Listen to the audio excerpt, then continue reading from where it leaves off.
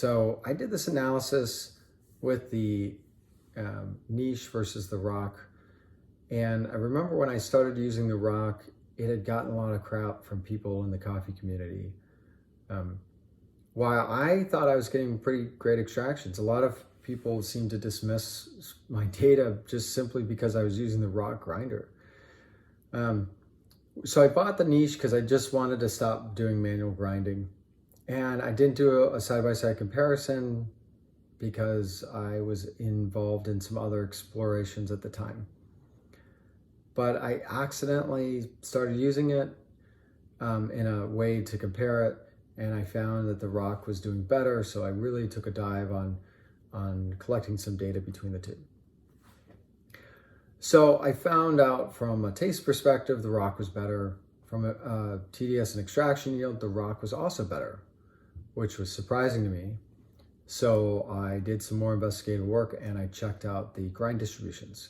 So what was shocking to me is when I dialed in the coffee for both grinders, the grind distributions were almost the same.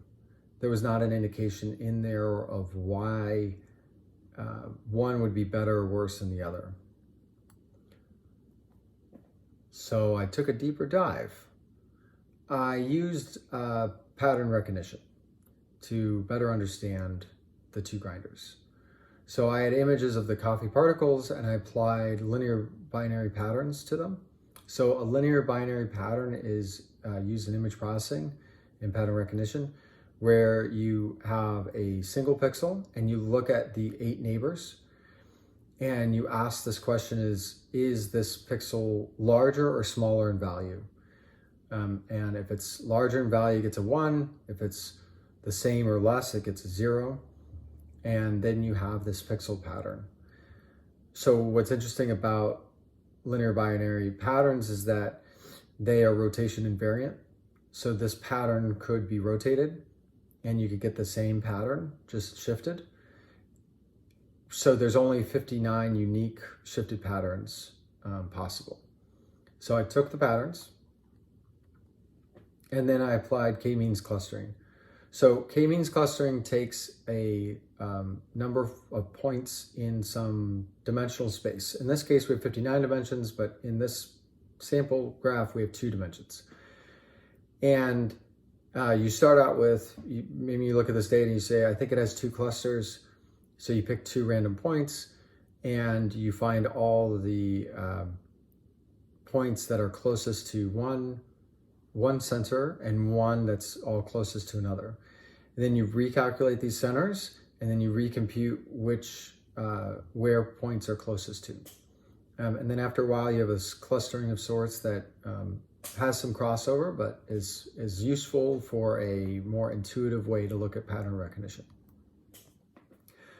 So I looked at 16 cluster groups.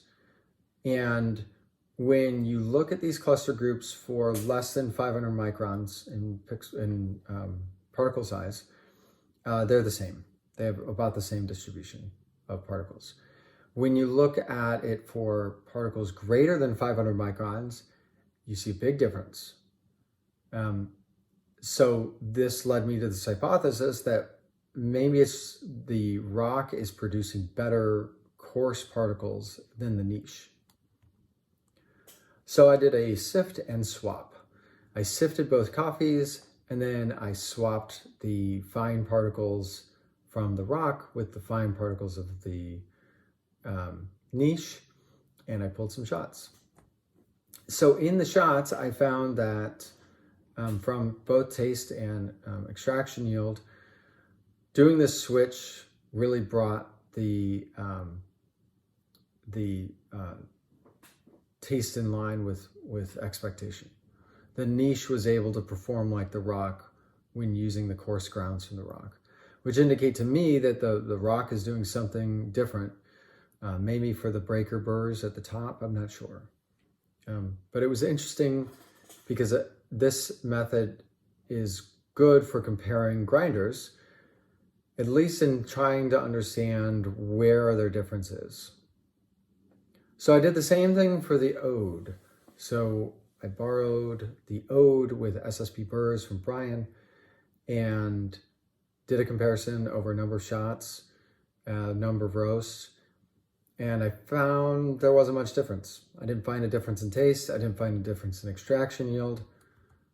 So I applied the same analysis, and I found out that they bin pretty similarly.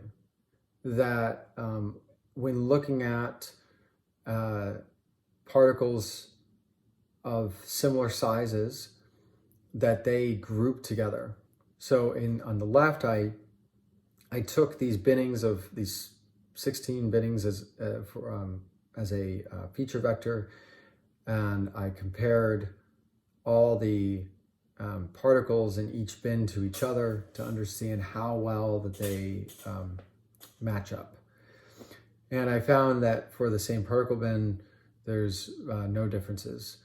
And for different particle bins, yeah, of course there's differences, but they follow very similar trends. So even when I looked at the graph on the right, which is the dissimilarity score, they are very similar up until about 500 microns or 550. That's where you kind of get in trouble, but that is also where there's not that many particles left because these are espresso grinds.